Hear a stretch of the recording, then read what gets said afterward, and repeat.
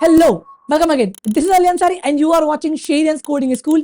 ये है DSA series का एक और धुआंधार लेक्चर जहां पर हम कुछ मैथ के क्वेश्चंस करने वाले हैं ताकि मैं आपको और लॉजिकली थोड़ा सा एनहांस करवा सकूं और बहुत अच्छे अच्छे एल्गोरिथम देखने वाले। जैसे कि एक एल्गोरिथम है सीव ऑफ इराटोस्थिनीस, बहुत फेमस एल्गोरिथम है। मैंने गलत प्रोनाउंस कराऊं, पर हमें नाम से क्या करना, हमें तो पढ़ाई करना है और हमें सीखना है। और कुछ पुराने कंसेप्ट यूज होंगे, जैसे कि हमने लास्ट लेक्चर में पढ़ा था रिकर्जन, तो वो भी देख रहे होंगे। चलो पढ़ाई करते हैं, लेट्स गो। ओके, तो हमारे पास जो पहला क्वेश्चन है दैट इज जीसीडी। इसका फुल फॉर्म क्या होता है? ग्रेटेस्ट कॉमन डिवीजर, या फिर कई लोग उसको बोलते हैं HCF, highest common factor. It means कि कोई दो नंबर होंगे जिनके फैक्टर्स निकलेंगे और हम बोलेंगे कि भैया हाईएस्ट कॉमन फैक्टर निकाल दो। बढ़िया, फैक्टर्स पे हम बात कर चुके हैं। अगर आपको याद होगा तो हमने एक लूप वाला लेक्चर पढ़ा था, इसी प्लेलिस्ट में आपको मिल जाएगा, हमारे ही डीएसए सीरीज की प्लेलिस्ट में, जहां पर हमने लूप को अच्छे से पढ़ा था और कई फैक्टर बेस्ड भी क्वेश्चन करते हैं। अच्छा, एक चीज और हाईली रिकमेंडेशन है मेरी तरफ से कि इस लेक्चर को देखने से पहले आपको दो लेक्चर पहले देखने। एक तो वो लूप वाला लेक्चर, ठीक है, और एक प्रीवियस लेक्चर जो हमारा रिकर्जन है, क्योंकि उन दोनों लेक्चर का काफी ज्यादा इसके अंदर यूज होने वाला है। आप वक्त बर्बाद कर रहे हो अगर आपने उन दोनों लेक्चर्स को नहीं देखा और आप डायरेक्टली ये लेक्चर देख रहे हो, तो होगा क्या भाई, पहले आप इसको देखोगे, फिर आपको लगेगा नहीं नहीं नहीं नहीं अब पुराना लेक्चर देखना चाहिए, आप वापस जाओगे लेक्चर को देख कर आओगे, फिर देखोगे, तो वक्त बर्बाद ही हो रहा है। इससे अच्छा कि यहीं पॉज कर दो, जिसने पुराने दो लेक्चर नहीं देखे तो जाए वहां पर देख कर आए और बढ़िया इसको कंटिन्यू करें। अब फैक्टर की बात करें तो एक छोटा सा ग्लिम्स देता हूं। फैक्टर मतलब क्या होता है? लेट्स से आपको एक गिवन नंबर देख रहा है, एक एन नंबर, ठीक है, तो अब सामने वाला पूछ रहा है कि उसके फैक्टर्स क्या क्या होंगे। मतलब फैक्टर वो होता है कि वो नंबर्स जो गिवन एन नंबर को कंप्लीटली डिविजिबल कर दे। कंप्लीटली डिविजिबल मतलब कि reminder should be zero. Let's say अगर मैं बात करूं, यहाँ पर मेरे पास क्या 10 है, तो 10 का फैक्टर क्या क्या होता है? 1 2 5 एंड 10। ऑब्वियस सी बात है, जैसे कि 1 जो है 10 को डिवाइड करेगा तो रिमाइंडर क्या आएगा? 0, है ना। जैसे कि 2 है, अगर वो, या फिर कह सकते हो 10 को डिवाइड अगर 2 करेगा तो रिमाइंडर क्या आएगा? 0। अब हमें इतना भी पता है कि किसी भी नंबर का जो लास्ट फैक्टर है वो n के बाद नहीं मिलता। जैसे 50 की बात करूं मैं, तो 50 का फैक्टर क्या क्या होता है? 1 2 और 5, यहाँ पर क्या होगा? 10 होगा और 25 होगा, और यहाँ पर क्या होगा? 50 होगा। अब आप मुझे बताइए 50 के बाद ऐसा कोई नंबर जो कि 50 या मतलब n को कंप्लीट डिविजिबल कर देगा? है ही नहीं, जो कि हम बात कर चुके हैं। फिर भी मैंने आपको ग्लिम्स दे दिया, लूप में हमने देखा था ये सब, ठीक है। सवाल आता है कि भैया फैक्टर तो हम पता है, हम निकाल चुके हैं, हमें निकालना भी आता है, हमें इसको ऑप्टिमाइज तरीका भी आता है, जो कि मैंने बताया 2-3 तरीके। हमें जीसीडी बताओ भैया, जीसीडी बताओ। अच्छा, देखते हैं, अपन देखते हैं। मेरे को यहाँ पर दो नंबर है, मेरे पास यहाँ पर कितने नंबर है? दो नंबर है। लेट्स से मैंने यहाँ पर क्या ले लिया, एक ले लेते हैं अपन यहाँ पर 20, एक यहाँ पर लेते हैं अपन 30, कुछ भी ले लिया। अब पहले इसके फैक्टर निकालना। फैक्टर क्या क्या होगा इसका? जैसे कि मैंने बोला कि 20 का फैक्टर क्या है? 1 2 और 4 होगा और 5 होगा और 6 तो होगा नहीं, 7 होगा नहीं, 8 होगा नहीं, ऑब्वियस सी बात है। 10 होगा और 20 होगा, है ना। और कुछ रह गया तो भाई देख लेना अपने हिसाब से। 32 का क्या होता है? 1 2 3 होता है क्या? नहीं। 4 होता है क्या? यस इट इज, ठीक है। 5 नहीं होता, 6 भी नहीं होता, 7 भी नहीं होता, 8 हाँ होता है, ठीक है। और 9 भी नहीं होता, 10 भी नहीं होता, ठीक है। 11 भी नहीं होता, 12 भी नहीं होता, 13 भी नहीं होता, 14 भी नहीं होता, हाँ जो है 15 भी नहीं होता, 16 होता है और 32 होता है, ठीक है। तो बात आती है कि भैया आपको कॉमन फैक्टर तो निकालना है, मतलब एक ऐसा फैक्टर जो कि दोनों नंबर को कंप्लीटली डिविजिबल करे। यार मैथमेटिक्स में पढ़ चुके हैं अपन, अगर आपको इतने नहीं आते तो फिर भगवान भरोसे, चलो कोई बात नहीं। तो हमें एक ऐसा कॉमन फैक्टर निकाला था जो कि दोनों को कंप्लीटली डिविजिबल कर दे, मतलब दोनों को डिवाइड करके रिमाइंडर 0 ला दे। बट चाहिए क्या? हाईएस्ट, हाईएस्ट चाहिए आपको, हाईएस्ट चाहिए। जैसे कि अब यहाँ पर मैं बात करूं, 1 भी तो दोनों को कंप्लीट डिविजिबल कर रहा है, तो क्या ये एक हाईएस्ट कॉमन फैक्टर? नहीं। हो सकता है, आई एम नॉट सेइंग कि है ही या फिर नहीं है, हो सकता है, ठीक है। जैसे कि 2 भी है, 4 है, 4 यहाँ पर कॉमन दिख रहा है, वो हाईएस्ट है, ठीक है भाई, हाईएस्ट। तो जब भी अगर हाईएस्ट की बात करते हो, आप हाईएस्ट की बात करते हो, तो हमेशा हमें कहां से चेक करना चाहिए? लास्ट से, क्योंकि हाईएस्ट नंबर चाहिए और कॉमन चाहिए। आप शुरुआत से डिविजर्स को चेक मत करो, हाईएस्ट, ठीक है। अच्छा, सवाल आता है कि भैया आपने बोला कि ठीक है कि मुझे हाईएस्ट कॉमन फैक्टर निकालना, जो कि मैं बैकवर्ड से चेक करूंगा, ठीक है, ये भी मान लिया, पर इसको मैं कोड में कैसे चेक करूं? ठीक है, मैं इसका कोड कैसे करूं, ये इंट्यूशन कैसे बना? देखो, तुम्हें मालूम है कि यार किसी भी नंबर का जो लास्ट फैक्टर है वो n के बाद नहीं मिलता। Everybody know, everybody know. सवाल आता है कि भैया यहाँ पर तो दो नंबर से मैं कहाँ तक के लूप चलाऊं? मैं 20 तक का लूप चलाऊं या फिर 32 तक का लूप चलाऊं? देखो, कॉमन सेंस की बात है कि हमें लूप चलाना चाहिए कहाँ तक? 20। या फिर हमें कौन से नंबर्स पे इटरेट करने चाहिए? 20 वाले पे। क्यों? क्योंकि ये कंफर्म है कि 20 के फैक्टर 32 में मिल सकते हैं, पर ये कंफर्म नहीं है कि 32 के फैक्टर 20 में मिल जाए। छोटा नंबर है ना, तुम खुद सोचो ना कि लेट्स से यहाँ पर एक राम रहता था, ठीक है, और उसको एक सी पॉइंट पर जाना है, और यहाँ पर एक श्याम रहता था जो कि सी पॉइंट पर जाना है। ठीक है, अब आप मुझे बताइए कि ए जो भी है मेरा बंदा, ठीक है, उसका कुछ पार्ट जरूर नहीं कि बी वाले पार्ट में कॉमन आ जाए। ए जो एक राम है उसका जरूरी नहीं कि कुछ पार्ट जो है मेरे बी वाले पार्ट में कॉमन आ जाए, बट दिस इज कंपलसरी, या फिर हो सकता है, मतलब ये हो सकता है, प्रोबेबिलिटी हो सकती है, इसकी प्रोबेबिलिटी हो सकती है कि भैया बी का जो पार्ट है वो ये कंपलसरी है, या फिर प्रोबेबिलिटी है कि भैया वो ए वाले पार्ट के अंदर कॉमन आ जाए। ठीक है, कहने का मतलब क्या है कि 20 के जो कुछ फैक्टर्स है उसकी प्रोबेबिलिटी है कि वो तुम्हारे बड़े वाले नंबर के फैक्टर्स में कॉमन हो जाए, बट 32 की प्रोबेबिलिटी नहीं कि उसके फैक्टर्स जो है 20 के फैक्टर में आ जाए। कॉमन सेंस वाली बात है, कॉमन सेंस वाली बात। ठीक है, तो प्रोबेबिलिटी पे खेल रहे हैं पर सवाल आता है कि भैया क्या करें इसका। देखो एक ब्रूट फोर्स होता है, जो कि मैं कोड नहीं लिख रहा, बट स्टिल मैं आपको बता रहा हूँ कि आपको क्या निकालना, हाईएस्ट। ठीक है, तो मैं काम करूंगा, मैं जो पीछे से लूप चलाऊंगा, कौन सा वाला, मिनिमम। अब वैसे बात है, जो हमारे पास मिनिमम क्या है इसमें से 20 है, तो मैंने क्या बोला, भैया एक काम करना, 20 से लूप चलाना, मतलब कि i इक्वल्स टू 20, और कहाँ तक आप इसको लेके जाना, ऑब्वियस सी बात है 1 तक, क्योंकि किसी भी नंबर का कोई अगर फैक्टर नहीं मिला तो 1 तो होता ही है, ऑब्वियस सी बात है। अगर मैंने कुछ 2 नंबर्स ले लिए, लेट्स से एक मैंने यहाँ पर क्या ले लिया 7, और यहाँ पर एक क्या ले लिया मैंने 13, तो इसका फैक्टर कॉमन क्या होगा, ऑब्वियस सी बात है 1 हो। तो कोई 2 नंबर्स हैं हमारे पास जिसका कोई भी कॉमन फैक्टर नहीं होता, तो एटलीस्ट 1 तो होता ही। तो मैंने यहाँ पर क्या बोला कि भैया 20 से स्टार्ट करना है 1 तक, और यहाँ पर क्या हो गया i-1। ठीक है, और यहाँ पर मैंने क्या बोला कि भैया अब अगर ये a है तो ये क्या होगा b। मैंने बोला कि अगर a मॉड i है, ठीक है, अगर मतलब a नंबर को कंप्लीट डिविजिबल हो गया i से, एंड अगर b कंप्लीट डिविजिबल हो गया i से, बाय द वे यहाँ पर 0 लगाना चाहिए था मुझे। ठीक है, तो आपका आंसर मिल चुका है, क्योंकि भाई हाईएस्ट चाहिए था ना, जो ith नंबर मेरे दोनों नंबर्स को पहले कंप्लीट डिविजिबल कर दे, वहीं से आंसर, वहीं से आप क्या मार सकते हो, उसको रिटर्न आई मार सकते हो।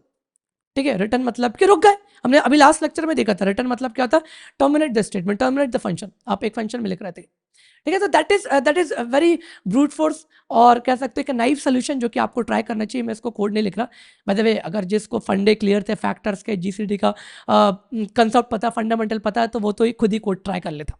ठीक है, बट फिर भी मैंने बता दिया। ओके, तो ये एक बहुत ही ब्रूट फोर्स था। अब सवाल आता है कि भैया इसको थोड़ा सा एफिशिएंट कर सकते हैं। बिल्कुल यार, बिल्कुल। हमारे पास एक मैथमेटिशियन है जिनका नाम था यूक्लिडियन।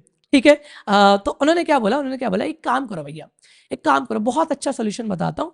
अच्छा, बाय द वे, इसकी टाइम कॉम्प्लेक्सिटी बताता हूँ मैं। इसकी टाइम कॉम्प्लेक्सिटी क्या है, इसकी टाइम कॉम्प्लेक्सिटी क्या है, देखो आपका ये जो लूप चल रहा है वो क्या चल रहा है, ए और बी की मिनिमम टाइम्स तक, ए और बी जो भी है इन दोनों में से जो मिनिमम होगा उतने टाइम्स तक, तो इसका जो टाइम कॉम्प्लेक्सिटी आएगी, इसकी जो टाइम कॉम्प्लेक्सिटी आएगी वो क्या आएगी, 1 मिनट बता रहा हूं मैं, ओ ऑफ मिन कॉमा ए बी, मतलब उन दोनों में से जो मिनिमम होगा उतने टाइम्स आपका चल रहा है, लूप चल रहा है। वर्स्ट केस हमेशा हम क्या लेते हैं, वर्स्ट केस में क्या होगा कि मान लो कि बिल्कुल शुरुआत में मिल रहा है, बेस्ट केस क्या होगा कि पहले ही मिल गया, एवरेज केस क्या कहीं बीच में मिला। ठीक है, तो इसकी टाइम कॉम्प्लेक्सिटी क्या होगी, O of min of A comma B. Okay, सवाल आता है भैया इसको और एफिशिएंट कैसे करो। अरे कर देंगे यार भाई, आपका भाई बैठा है ना, सब कुछ बताएगा। यूक्लिडियन का फॉर्मूला नहीं, सॉरी नेम मुझे नहीं मालूम, यही होगा। उन्होंने क्या बोला, देखो यार बहुत इजी। आप एक काम करो, यहाँ पर एक 32 है, यहाँ पर क्या एक 20 है, लेट से ये ए की वैल्यू है, ये हमारी काय की वैल्यू, पी की वैल्यू। ठीक है, वो ये कहते हैं कि काम करो, जो नंबर बड़ा है हम उसमें से छोटे वाले नंबर को सब्ट्रैक्ट कर देंगे। मैंने कहा ठीक है भैया, करके देख लेते हैं। तो अब जैसे कि मैंने यहाँ पर क्या बोला, 32 में से 20 माइनस करा। अच्छा याद रखना, बड़े नंबर में से अगर छोटा नंबर सब्ट्रैक्ट करोगे तो जो आंसर मिलेगा वो आपको बड़े वाले नंबर की जगह पर रखना है। जरा देखो 32 में से 20 गया तो ऑब्वियस से बात है 12 बचेगा, तो यहीं रखो 20 वैसे का वैसे। अच्छा इस बार बड़ा क्या 20, तो मैंने 20 में से 12 गया तो 8 बचा, और यहाँ पर कितना बचा 12। अच्छा 12 बड़ा तो 12 में से 8 गया तो 4, यहाँ पर 8। ठीक है, अब 8 बड़े में से 4 गया तो यहाँ पर कितना बचेगा, 4 बचेगा। द मोमेंट ए और बी की वैल्यू बराबर आ गई, वही तुम्हारा आंसर है। सिंपल, जब आपकी ए और बी की वैल्यू क्या हो जाए, बराबर हो जाए, वही तुम्हारा क्या आंसर है। बहुत सिंपल सा तरीका था यार, ये यूक्लिडियन ने बोला, मैंने नहीं बोला। ठीक है, तो एक मैथमेटिशियन ने फॉर्मूला बनाया था, और जरा इसको अपन कोड में करके देख लेते हैं कि कैसे होगा। तो जरा मैं यहाँ पर आया, और मैंने यहाँ पर क्या बोला, भैया लेट ए इक्वल्स टू, यहाँ पर आप कितना ले लो 32 ले लो। ठीक है, और यहाँ पर मैंने बी इक्वल्स टू कितना ले लिया 20। तो पहले मैं इसका आइटरेटिव बताता हूँ, फिर मैं इसका रिकर्सिव बताता हूँ। ठीक है, देखो हम जितना हो सके हर एक क्वेश्चन का रिकर्सिव ट्राई करेंगे जहां जहां पॉसिबल हो सकता है, ताकि आपको इसका आइटरेटिव और रिकर्सिव दोनों क्लियर होते जाए। तो मैंने क्या बोला कि भैया देखो, मुझे नहीं मालूम कि कब तक ए और बी बराबर होंगे, तो ऑब्वियस सी बात है हम क्या यूज करेंगे, व्हाइल। तुम्हें पता है क्या कि कितना इटरेशन में होने वाले बराबर नहीं। तो मैंने क्या बोला कि भैया ए और बी जब तक बराबर नहीं हो जाते, जब तक, तब तक आप क्या कर दो, उन पे प्रोसेस करते चलो। कैसे प्रोसेस करना है, मैंने कहा अगर ए बड़ा है बी से तो आप ए में असाइन कर देना ए माइनस बी करके, ठीक है। एल्स ऑब्वियस सी बात है बी बड़ा होगा तो बी में असाइन कर देना बी माइनस ए, और अंततः या तो आप जो है ए को प्रिंट कर दो या तो आप बी को प्रिंट कर दो, आपका दोनों ही आंसर है। तो मैंने यहां पर क्या बोला कि भैया आप तो पहले क्या हो जाए क्लियर, और नोड ऐप डॉट जीएस, और ये 4 आ गया, बढ़िया सिंपल सा बात है ना। तो ये था हमारे पास क्या था, एक यूक्लिडियन मैथमेटिकल फॉर्मूला था जिससे हमने क्या निकाला, 2 नंबर्स का जीसीडी निकाला। सवाल आता भैया इसको रिकर्सिवली कैसे करें। देखो मैंने जो लास्ट लेक्चर में इंट्यूशंस बताए थे कि कैसे कैसे डिकोड करा जाता है एक रिकर्सिव कोड के लिए, कैसे कैसे अप्रोच करा जाता है एक रिकर्जन के लिए आइटरेटिव तरीके से, तो जो मैंने आइटरेटिव तरीका बताया आपको अभी एक आइटरेटिव तरीका बताया, इससे आप ट्राई करो रिकर्सिव, ठीक है। टाइम स्टैम्प को पॉज करो और ट्राई करो कि भैया कहाँ रोकना है। आपको पता है कि बेस केस क्या दिख रही है, मैं वाइल में कब रुक रहा हूँ, जब वो दोनों बराबर हो रहे हैं, that is base case for the recursion. आपको पता है कि प्रोसेसिंग क्या करनी है, तो जिसको क्लियर हो गया वो यहाँ पर पॉज करके टाइम स्टैम्प करके, और सोल्यूशन अगर आपने बना ले तो आप कमेंट में डालो और कहो कि डन डन अंडरस्टैंड, ठीक है। तो टाइम मुझे बहुत खुशी होती है, लिटरली मैं बता रहा हूँ। अभी जो लास्ट लेक्चर डाला था मैंने रिकर्जन का, कई लोगों ने टाइम स्टैम्प लगा के सोल्यूशन को सॉल्व करा और बोला है कि हाँ हो गया। मुझे बहुत खुशी, दिल से खुशी हुई भाई, दिल से खुशी हुई। मैं ऊपर वाले से दुआएं करता हूँ और प्रे करता हूँ कि भाई आप लोग जो है ऐसे आगे बढ़ते रहो, ठीक है। आप लोग के कंसेप्ट क्लियर हो, आप एक अच्छा पैकेज क्लियर करो और अपने माँ बाप को खुश करो, अपने फैमिली खुश करो, ठीक है। आपके इर्द गिर्द जो लोग हैं खुश करो। ऑब्वियस सी बात है, अगर वो लौंडा है तो ऐसे सोचेगा, लड़कियां थोड़ी बहुत जो है, मैं कुछ बोलना नहीं चाहता, कोई बात नहीं, ठीक है।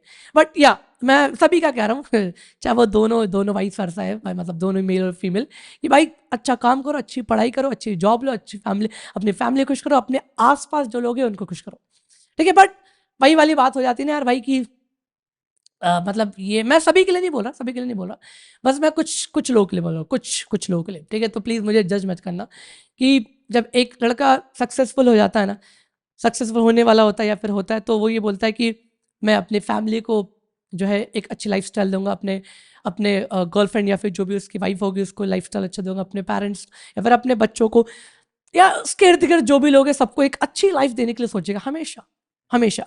बट द थिंग इज कि कई लोगों को देखा है मैंने वुमेन्स में, मैं सबका नहीं बोल रहा हूँ, कुछ लोगों का बोल रहा हूँ, जो कि ऐसा बोलती हैं कि I don't need the man, I don't need the man. सीधा ये स्टेटमेंट होता है, I don't need the man, ठीक है। सर फिर आपके पापा कहाँ गए, वो भी तक मैंने, ठीक है। आई डोंट नीड एनीवन, ठीक है। आई एम इंडिपेंडेंट वुमेन और मुझे किसी की ज़रूरत नहीं है और मैं खुद सब कुछ चला लूँगी। तो ये मैंने काफ़ी अक्सर सुना है ये, ठीक है। कुछ लोगों से, कुछ अच्छी लड़कियां भी होती हैं जो कि अपनी फैमिली को लेकर चलती हैं। There are so many girls जो कि मैं अपनी जिक्र देता हूँ जो अपनी फैमिली को भी लेकर चलना चाहते हैं। बट हाँ मैंने अक्सर ये ज़रूर सुना है कि भाई मुझे किसी की ज़रूरत है, ये फीमेल की तरफ से, मेल की तरफ से कभी नहीं सुना, ठीक है। पता नहीं क्यों नहीं सुना, या फिर मैंने ही नहीं सुना होगा, हो सकता है। चलो यहाँ पर देखो, तो भाई हाँ आपको क्वेश्चन सॉल्व करना है। सवाल आता है इसका रिकर्सिव मोड कैसे करें। रिकर्सिव मोड बहुत ईजी था, देखो इसी से डिकोड करते हैं अपन, इसी से है ना। मैं इसको कोड को हटा नहीं रहा, इसी से डिकोड करते हैं। मैंने बोला कि भैया एक आपने फंक्शन लिखा और उसका नाम क्या है, जीसीडी, ठीक है। इसका नाम क्या हमने क्या दिया, जीसीडी दिया, ठीक है भाई। और मैंने यहाँ पर क्या बोलिए कि एक ए मिलेगा मुझे और एक बी मिलेगा, सिंपल सी बात, सिंपल सी बात, ठीक है। और मैंने यहाँ पर क्या बोल दिया, बेस केस क्या था, बेस केस क्या था, अगर मेरी ए बराबर हो गई बी के तो वहां से रिटर्न कर देना, या तो आप ए को रिटर्न कर दो या तो बी को रिटर्न कर दो, सिंपल सी बात है, ठीक है, सिंपल सी बात। अदरवाइज आपने क्या बोला, इफ, सिंपल वही कहानी, ए अगर बी से बड़ा है तो आप रिटर्न तो करना, ऑब्वियस सी बात है। रिटर्न क्यों लगाएंगे, क्योंकि यहां पर आप एक वैल्यू को रिटर्न कर रहे हो, रिटर्न कीवर्ड के साथ, मतलब ये नॉन वॉइड फंक्शन है तो फंक्शन कॉल होगी बट रिटर्न के साथ, जो कि हम लास्ट लेक्चर में देख चुके हैं, देख लेना प्लीज। तो ए वही का वही होगा, और अगर ए बड़ा है बी से, अगर ए बड़ा है बी से तो ए माइनस बी करके ए में वैल्यू जाएगी, बी तो वैसी की वैसी रहेगी। और नहीं तो भैया बी बड़ा होगा तो यहां पर रिटर्न करके फंक्शन को फिर से कॉल करना। अच्छा एक बार में एक ही फंक्शन कॉल होगी, या तो ये या तो ये, बात तो एक ही है। GCD, और यहाँ पर मैंने क्या बोल दिया, B कॉमा, और यहाँ पर B माइनस A। सिंपल सी बात है, ठीक है। जो यहाँ पर कोड था वही का वही है, वही का वही है। और मैंने इस पूरे कोड को हटाया और यहाँ पर मैंने इस फंक्शन को क्या कर दिया, कॉल। Just a second. तो मैंने यहाँ पर इस फंक्शन कॉल करा और फंक्शन मेरे पास क्या है, GCD। बाय द वे मैं इसको लॉक करवा दूंगा क्योंकि वो फंक्शन तो सिर्फ और सिर्फ रिटर्न कर रहा है। सो GCD पास कर दिया A कॉमा B, सेव। और जरा चला कर देखते हैं अपन, क्लियर। और यहाँ पर मैंने क्या बोल दिया, node app dot JS. Done done भाई, डन हो गया। मतलब कि आपका आंसर आ चुका है। आपने एक आइटरेटिव को रिकर्सिव वे में तोड़ा। अप्रोच ऐसी होनी चाहिए रिकर्सिव भाई। आप अगर उसका मतलब किसी भी क्वेश्चन का अगर आपको रिकर्सिव बनाना तो आइटरेटिव सोचो, बहुत इजी होगा, बहुत इजी, ट्रस्ट मी। जो उसमें कंडीशन रुकने की थी वो यहाँ पर भी है, जो उसमें प्रोसेसिंग कंडीशन थी वो यहाँ पर भी है, और कुछ नहीं करा, बस सिंटेक्स थोड़ा सा चेंज है।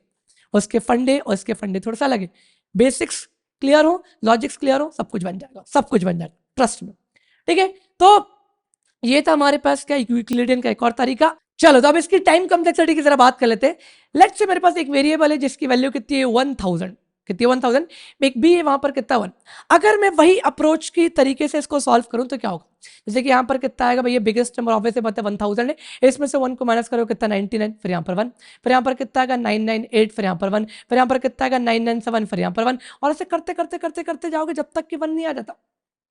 समझ रहे हो आप? तो इसके कितने आइट्रेशंस लग रहे हैं, कितना आइट्रेशंस लग रहे हैं, क्या ऐसा कैसे सोचता हूँ कि O of max A comma B, क्योंकि हम तो हमेशा वर्स्ट केस देखते हैं, हमेशा वर्स्ट केस देखते हैं। सो फॉर दिस इसकी जो टाइम कॉम्प्लेक्सिटी कितनी आएगी, big of max of A comma B worst case में। ठीक है, हो सकता है कि बेस्ट केस में अच्छे आ जाए, एवरेज केस में अच्छे आ जाए, पर हम हमेशा टाइम कॉम्प्लेक्सिटी कैसे देखते हैं, वर्स्ट केस में देखते हैं। ठीक है, सवाल आता है कि यार यूक्लिडियन ने बोला कि यार भैया ये तो घटिया तरीका है, ये तो घटिया तरीका है, इसको थोड़ा सा अपन और अच्छे से बना सकते हैं। बिल्कुल बना सकते हैं यार, बिल्कुल बिल्कुल। यूक्लिडियन माइंड ने क्या बोला, देखो जैसे कि मैं एक नंबर लूँ, यहाँ पर 16 लूँ या फिर 14 ले लूँ, यहाँ पर क्या लिया मैंने, एक 16 ले लिया, एक 14 ले लिया। भाई ये क्या था कि एक काम करो भैया, आप एक काम करो, 16 बड़ा, इसमें से 14 माइनस करो, 2 मिलेगा, फिर यहाँ पर कितना मिलेगा 12 मिलेगा, फिर यहाँ पर 2 है, फिर यहाँ पर कितना 10, फिर यहाँ पर 2 है, फिर यहाँ पर कितना 8, फिर यहाँ पर 2 है, फिर यहाँ पर कितना आ जाएगा, 1 मिनट, ये तो 14 का 14 रहेगा ना भाई, यहाँ पर गलती हो गई, ये 2 का, ये 14 का 14 रहेगा, फिर ये 2, फिर यहाँ पर कितना आएगा 12 आएगा, फिर यहाँ पर 2, फिर यहाँ पर 10, फिर यहाँ पर 2, फिर यहाँ पर 8, फिर यहाँ पर 2, मतलब सब ट्रैक करते जा रहा है, और 4, फिर ये 2, फिर 2, ये आंसर आ गया, ये आंसर आ गया। ठीक है, बिल्कुल कुछ गलती हो गई क्या यहाँ पर, जरा देख लेते हैं अपन। 16 था यहाँ पर 14, 16 में 14 के तो 2 बचेगा, फिर यहाँ पर 14 में से 2 गया 12, 12 में से 2 गया 8, 8 में से अगर 2 जाएगा तो 4 बचेगा क्या, वेरी गुड, सही मैथमेटिक्स चल रही साहब। तो 8 में से 2 जाएगा तो 6 बचेगा, और फिर यहाँ पर 2, फिर यहाँ पर 4, और फिर यहाँ पर 2। सही है। अब आप देखोगे यहाँ पर कि आपने 2 को कितने टाइम्स, 1 2 3 4 5 6 7 बार सब्ट्रैक्ट करा, तब जाके आपको एक कुछ आंसर मिल रहा है। सेम फंडा 2 को 7 बार। मैंने बोला भैया इसी लाइन पर क्या आप कुछ ऐसा नहीं कर सकते थे, 14 mod 2 मार दो, आपको सीधा सीधा आंसर नहीं मिल जाएगा। मैंने यहां पर बोला कि सीधे सीधे इस लाइन पे 14 mod 2 मारो, तो आप एक नंबर को 0 कर दोगे तो जो दूसरा बचा वही आंसर है।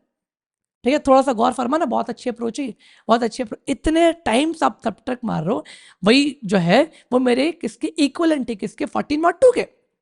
जैसे कि मैंने यहाँ पर क्या बोला, यहाँ पर क्या बोला, मैं भी आपको अच्छे समझाता हूँ, कोई दिक्कत वाली बात नहीं, कोई दिक्कत वाली बात नहीं, समझो आप, समझो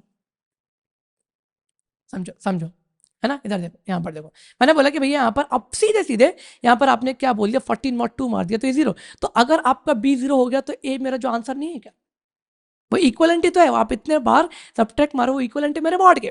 पहले मैं जरा कोड लिखता हूँ, फिर मैं आपको ड्राई रन करके बताता हूँ, फिर बताता हूँ कि अप्रोच है क्या। ठीक है, अप्रोच है क्या, तो जरा मैं कोड करता हूँ, और आइट्रेटिव आप कर सकते हो। मैं इसको यहाँ पर क्या कर रहा हूँ, सीधे रिकर्सिव आइट्रेटिव करना, आइट्रेटिव भी ट्राई करना। तो मैं कहाँ पहुंचा, अपने VS कोड पर, और यहाँ पर मैंने बोला कि भैया एक काम करते हैं अपन, रिकर्सिव करते हैं। मैंने क्या बोला कि भैया एक काम करो, आप फंक्शन चलाओ यहाँ पर, आप यहाँ पर फंक्शन चलाओ जिसका नाम यहाँ पर क्या है, GCD, और it will accept 2 parameter and that will be A, B। तो मैंने यहाँ पर क्या बोल दिया, A, B। मैंने बोला हमेशा हमेशा जो आपकी B 0 होगी, अब कैसे 0 होगी बताऊंगा मैं अभी। ठीक है, यहाँ से आप रिटर्न कर देना A, अगर B 0 है तो आप A रिटर्न कर दो। ठीक है, और यहाँ पर आप अपने रिकर्सिव फंक्शन क्या कॉल करोगे, देखना रिटर्न GCD, ठीक है। यहां पर मैंने क्या बोल दिया, B, A mod B। अभी परख अच्छे उड़ गए होंगे या फिर ऊपर से चला होगा, बट कोई दिक्कत वाली बात नहीं, भाई आपका बैठा है, देखो मैं मान के चल रहा, अभी कुछ समझ में नहीं आ रहा, पर पहले देखो बस, ठीक है। और यहां पर मैंने कितना बोल दिया लॉग, और आप यहां पर कितना बोल दो GCD, और मैंने बोल दिया 16, 40, ठीक है। बहुत तेजी में इसका आंसर आ जाएगा। और मैंने यहां पर क्या बोल दिया, clear node app dot JS. Two आ चुका, आ चुका। सवाल आता भैया आपने करा कैसे, इसकी अप्रोच क्या थी और इसकी वर्किंग क्या है, जरा समझा दो, समझा दो। देखो देखो, वो अप्रोच याद रखना कि मैंने 2 को 7 टाइम्स सबट्रैक्ट करा है ना। चलो मैंने क्या बोला कि भैया एक काम करो, आप एक काम करो, हमेशा हमेशा क्या करना, आप बी की तरफ, हमेशा आप बी वेरिएबल की तरफ क्या करना, एक बड़े नंबर को छोटे नंबर से मॉड मारना। तुम समझो ऐसा क्यों कहना चाह रहा हूं। अगर मैंने बोला कि यार 2 मॉड या फिर 10 मॉड 2 करूंगा, तो ऑब्वियस बात ही 0 आएगा। और अगर मैंने 2 मॉड 10 करा, तो ऑब्वियस बात है यहाँ पर आंसर कितना आएगा, 2। मतलब कि पहले वाले आंसर से दूसरा वाला आंसर क्या है, बड़ा है। और एक कब है, जब आप हमारी, जब आप जो है डिविडेंड क्या बड़ी रखते हो और डिविजर छोटी रखते हो, तब हमें रिमाइंडर क्या मिलता है, छोटा मिलता है, छोटा मिलेगा, ऑब्वियस बात है। और जब आप यहां पर क्या बोलते हो कि यार मेरी डिविडेंड छोटी है और डिविजर बड़ी है, तब मेरे को आंसर पहले वाले से, पहले वाले ऑपरेशन से तो क्या मिलेगा, बड़ा ही मिलेगा। ठीक है, एक एग्जांपल और लेता हूं, जैसे कि यहां पर मैंने कितना बोल दिया 10 mod 3, ठीक है। और यहां पर मैंने कितना बोल दिया 3 mod 10। पहले वाले में अगर आप देखोगे तो कितना आएगा, mod 1 आएगा, और दूसरे वाले में देखोगे 3। अब समझ लो मैं इंट्यूशन क्या कहना चाह रहा हूं, कि अगर मेरे पास डिविडेंड बड़ी है और डिविजर छोटी है, तो यहां पर आपके पास आंसर आएगा, कुछ भी आएगा पर छोटा आएगा, एज कंपेयर टू कि अगर आपने डिविडेंड छोटी रख दी और डिविजर बड़ा रख दिया। ठीक है, तो मेरा गोल ये होना चाहिए कि एक काम करते अपन, कैसे भी करके बी साइड जो है अपन क्या लेके जाते हैं, 16 लेके जाते हैं। बी साइड के मैं लेके जाऊंगा 16। इन शॉर्ट हम यहाँ पर स्वाइपिंग करने वाले, कि भैया आप अपने नंबर को बी की तरफ लेके जाओगे, बड़े नंबर, मतलब आप अपने बड़े नंबर को बी की तरफ लेके जाओगे, और अगर आप मॉड करते हो तो जो है आंसर छोटा मिलेगा। तो स्वाइपिंग करेंगे। स्वाइपिंग कैसे करेंगे, ठीक है, जैसे कि एक इंट्यूशन मैंने ये ले ली, 14 यहाँ पर कितना ले लिया 16, ठीक है। तो मैंने क्या बोला, एक काम करते हैं भैया, यहाँ पर अप्रोच क्या थी, भैया क्या मेरी B0 है, नहीं, बी तो 16 है, ठीक है। एक काम करो, आप जो है जहां पर ए था वहां बी ले आओ, जहां पर हमारी जो थी, जहां पर हमारी जो ए थी वहां पर क्या लो बी, ठीक है। और बी की तरफ क्या करना, ए मॉड बी, मतलब 14 मॉड 16, 14 मॉड 16 जो कितना आएगा, 14 आएगा।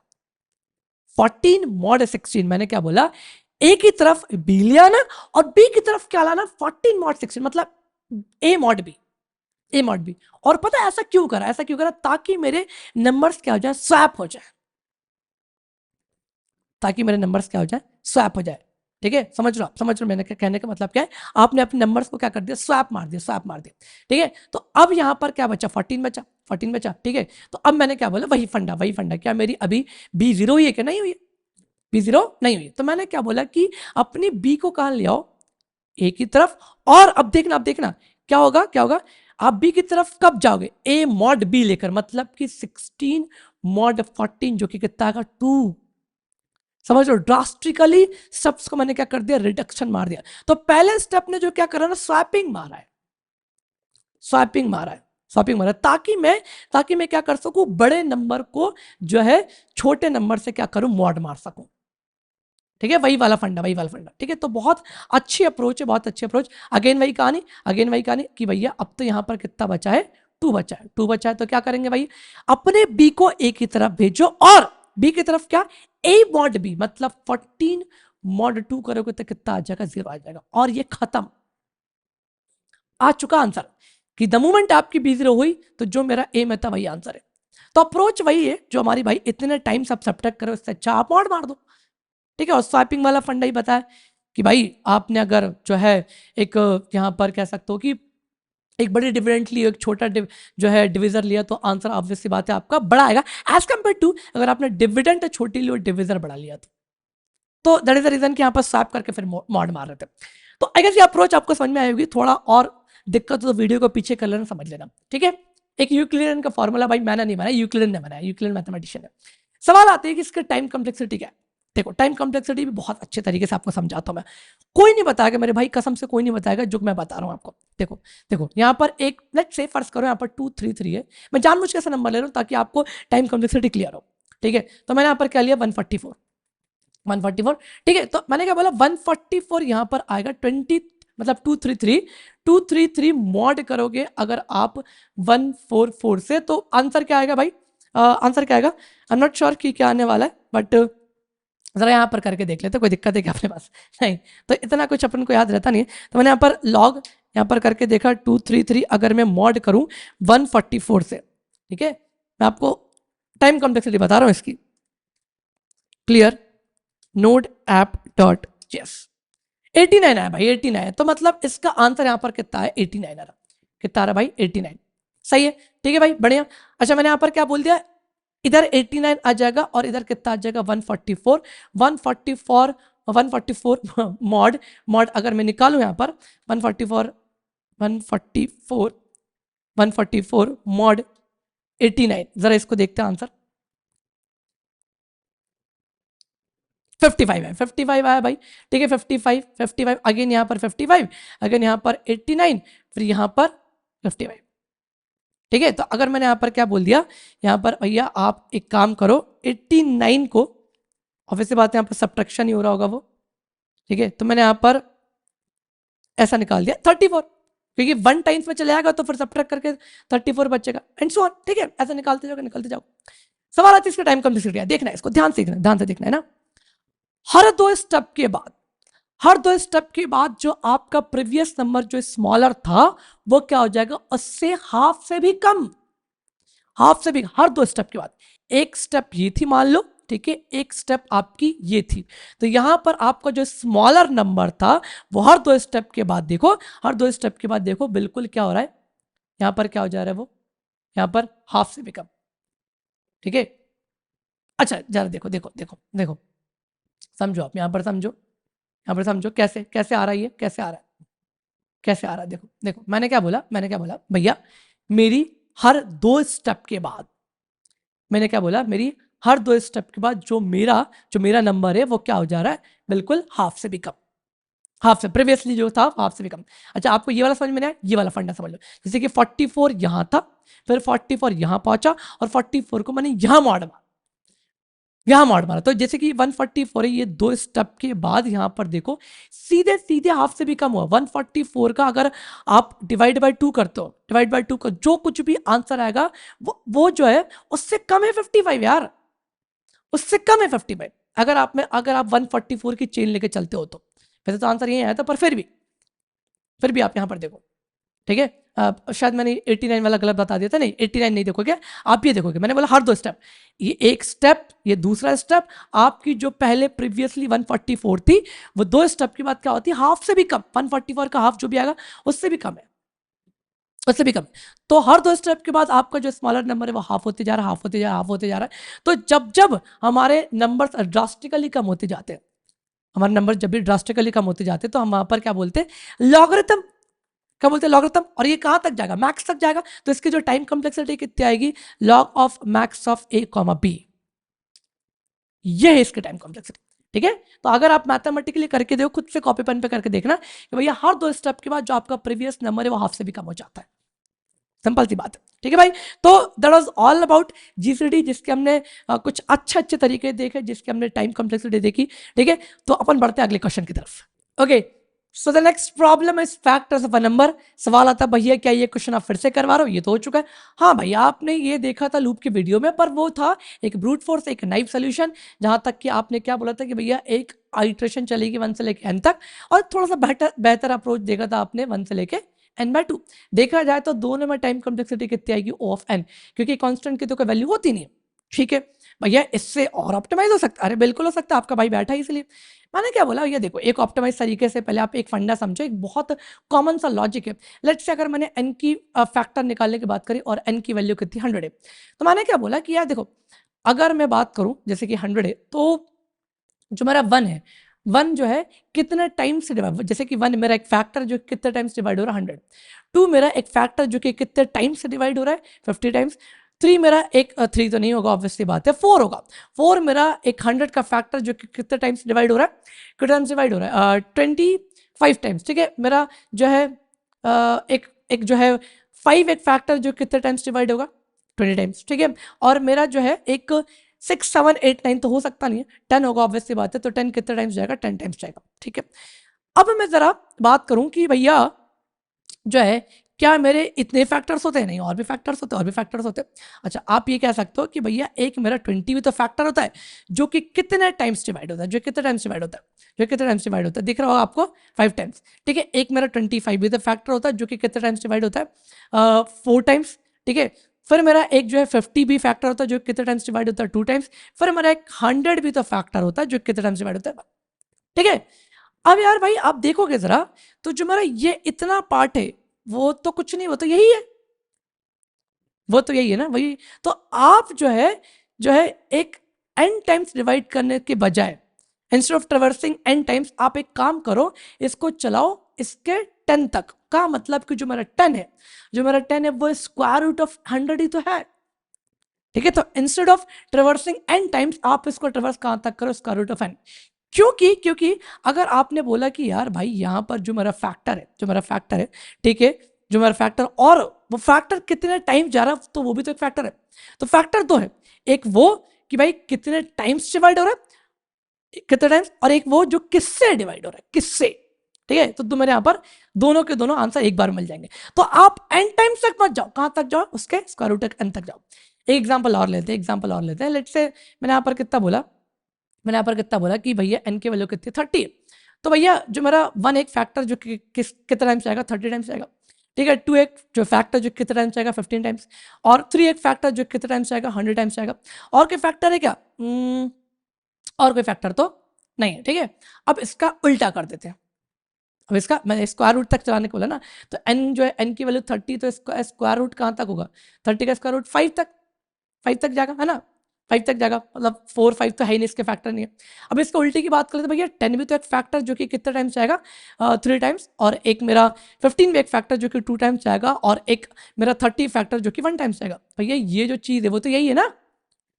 तो आप एक काम करो, स्क्वायर रूट तक चलाओ, क्यों चलाना एन टाइम्स क्यों चलाना, ठीक है। तो मैंने क्या बोला कि भैया एक काम करते हैं अपन, अगर स्क्वायर रूट n तक भी चलाएंगे तो मेरा काम तो हो जाएगा। जरा देखते हैं अपन कैसे इसका आंसर आता है।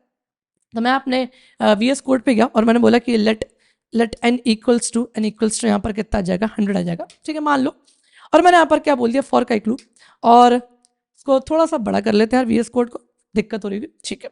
मैंने यहाँ पर क्या बोल दिया, लेट i इक्वल्स टू 1 से कहाँ तक आपको चला है, स्क्वायर रूट तक। अब स्क्वायर रूट भाई राउंड फिगर में हम उसको क्या लेते हैं, मैथ डॉट फ्लोर, ताकि वो जो है उसमें ना आए, डेसिमल पॉइंट में ना आए, ठीक है। मैथ डॉट फ्लोर और math dot S Q R T of N, और यहाँ पर क्या हो जाएगा आई का plus plus. By the way एक चीज़ और मैं आपको एक ग्लिम्स देता हूँ जो आपको कोई नहीं बताएगा। बाय द वे यहाँ पर कितना आएगा आई, ठीक है, यानी यहाँ पहुँचना था, ठीक है। देखो भाई आप जो है I less than math dot SQRT of n लिख लो, बात एक ही है, या फिर I into I greater than equals to जो है यहाँ पर n लिख लो, बात एक ही है, ठीक है। दोनों दोनों तरीका क्या है, सेम, दोनों का दोनों तरीका सेम है ना। तो मैंने यहाँ पर क्या बोला, और एक चीज़ यहाँ पर लेस देन ना होकर कहाँ गया ये, यहाँ पर लेस देन ना होकर क्या है ये, सॉरी ग्रेटर देन ना होकर यहाँ पर ये क्या है, लेस देन, ठीक है। ये क्या है, लेस देन, बात एक ही दोनों की ना। चलो तो मैं यहाँ पर पहुंचा अपने VS कोड पे, और मैंने यहाँ पर क्या बोल दिया, यहाँ पर मैं क्या बोल देता हूँ, let I equals to 1, square root तक जा रहा है, ठीक है। मैंने क्या बोला कि भैया इफ अगर मेरा एक आई फैक्टर है, मैंने क्या बोला, इफ आई मेरा एक फैक्टर है, तो अच्छा मैं इसको सेम लाइन पे प्रिंट करवाऊंगा, तो process dot standard out dot, और यहाँ पर क्या आ जाएगा राइट, ठीक है। तो जो आई वो तो एक फैक्टर है ही, ठीक है, और वो कितने टाइम्स जा रहा है, वो कितने टाइम्स जा रहा है, तो वही फैक्टर है। तो टाइम्स कैसे मिलता है हमें, टाइम्स कैसे मिलेगा, बाय द वे यहाँ पर कितना आएगा ई, यहाँ पर भी कितना ई, और कितना टाइम्स कैसे मिलता है हमें, हमने बोला n divide by I, simple सी बात है। और हल्का सा स्पेस दे देना उनके बाद हर एक नंबर को प्रिंट करवाने के बाद, ठीक है। तो अब यहाँ पर एक दिक्कत सी आ सकती है, पर वो परफेक्ट स्क्वायर में ही आएगी। तो मैंने क्या बोल दिया, clear node app dot JS. सही है। तो देखो यहाँ पर 1 एक फैक्टर था, 100 एक फैक्टर, 2 एक फैक्टर, 54, 25, 5, 20 और 10 और 10 दो बार आ रहा है। तो ये प्रॉब्लम जब है जब आपके एन की वैल्यू परफेक्ट स्क्वायर है ना, क्योंकि देखो आई भी मतलब आई मेरा 10 हो गया, फिर n डिवाइड बाय आई वो भी 10 हो, तो दो बार आ जाता है, दो बार आ जाता है, ठीक है। तो एक छोटा सा केस लगा सकते हो आप यहाँ पर, क्या लगा सकते हो, इफ मेरी n डिवाइड बाय आई अगर बराबर ना हो आई के, तब आप जो है ये लाइन प्रिंट करवाना, वरना मत करवाना, ठीक है, वरना मत करवाना, क्योंकि अगर बराबर हो गया मतलब कि फिर वो सेम नंबर आ जाएगा, ठीक है। तो एक छोटा सा केस था बस यहाँ पर, और कुछ भी नहीं। मैं इसको फॉर्मेट कर लेता हूँ हल्का सा, ठीक है। और अब मैं इसको जरा सेव करके जरा चला के बताता हूँ। तो देखो एक नंबर आ रहा है, 10 एक बार आया, जैसे मैंने यहाँ पर 30 लिया तो 30 का भी आ रहा है। कुछ अच्छा मैंने चलाया गलत था, और यहाँ पर 100 की जगह पे क्या ले लेता हूँ मैं, 30, और सेव, और वापस से इसको रीरन करा, यही है, ठीक है। सवाल आता है भैया ये सॉर्टेड ऑर्डर में नहीं आ रहा, सॉर्टेड ऑर्डर में नहीं आ रहा। मैंने कहा ठीक है भैया, एक काम करते, सॉर्टेड ऑर्डर में लाए थे। मान लो अगर मैंने इतना सा हटा दिया, कितना सा, मैंने अगर ये लाइन हटा दी, अगर मैंने ये लाइन ऑफ कोड हटा दिया और सेव करके जरा यहां तक चला लिया मैंने, जरा मैंने क्या बोला कि आप यहां पर क्या कर दो, क्लियर, और जरा आप इसको रन कर देते हैं, नोड ऐप डॉट जेएस। तो 1 2 3 5 तक तो अब क्या आ रहा है, सॉर्टेड पे आ रहा है। कहां तक भैया, 1 3 2 3 5 से सॉर्टेड तक आ रहा, ठीक है भैया। सेम चीज को मैंने यहां पर क्या करा, कॉपी करा और यहां पर पेस्ट कर दिया। बस यहां पर मैंने क्या बोला, कि जो आप यहां पर आई प्रिंट करवा रहे हो, यहां पर आप एन डिवाइड बाई आई करवा दो। यहां पर आपने क्या बोल दिया, N divide by I, simple सी बात, ठीक है। तो मैंने इसको जरा करवा के देखा कि भैया आ भी रहा है कि नहीं आ रहा। तो मैंने यहाँ पर क्लियर करा, और यहां पर मैंने क्या बोल दिया, नोड ऐप डॉट जेएस।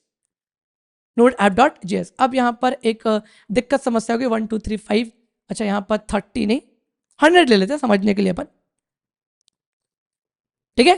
देखो 1 2 4 5 10 सॉर्टेड आया, फिर यहां से 10 50 25 20 और 10, अच्छा 10 बाय द वे यहां पर फिर से आ गया। तो आप यहां पर एक छोटा सा केस और लगा सकते हैं यहां पर, इसी में इफ अगर मेरी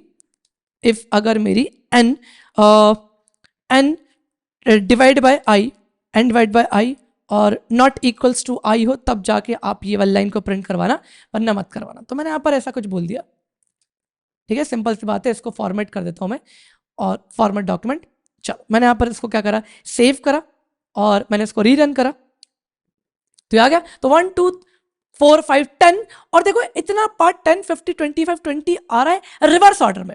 इसको अगर मैं रिवर्सल मार दिया, तुम इमेजिन करो अगर इसको मैंने रिवर्स मार दिया, तो ये भी सॉर्टेड हो जाएगा, ठीक है। तो एक काम करते भैया, आप जो है ऐसा लूप चला रहो, इसको उल्टा चला दो, बस उल्टा चला दो। तो ये बहुत कॉमन सा लॉजिक है यार, कॉमन सा लॉजिक आपसे बनना चाहिए, ठीक है। और मैंने यहाँ पर क्या बोल दिया, आई मेरा कब तक चले, ग्रेटर देन इक्वल्स टू 1 तक, और यहाँ पर आई क्या हो जाए, प्लस प्लस, ठीक है। और यहाँ पर मैंने क्या बोल दिया, जरा अब चला के देखते हैं इसको, क्लियर, और मैंने इसको बोल दिया नोड ऐप डॉट जेएस, और देखो 1 2 4 5 10 20 25 50 और 100।